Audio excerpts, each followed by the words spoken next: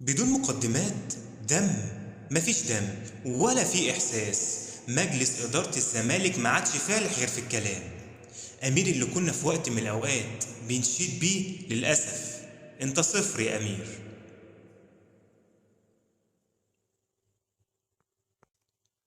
مش مستني معجزة، دي جودة لعيبة الزمالك.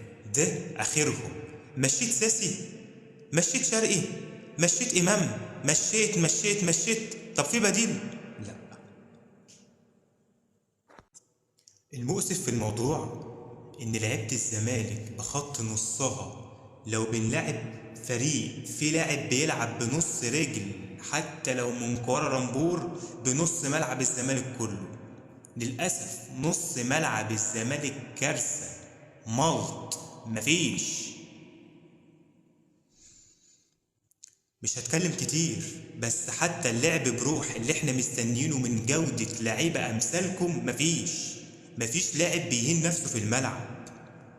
محتاجين نفوق لماتش افريقيا الجاي وربنا يستر.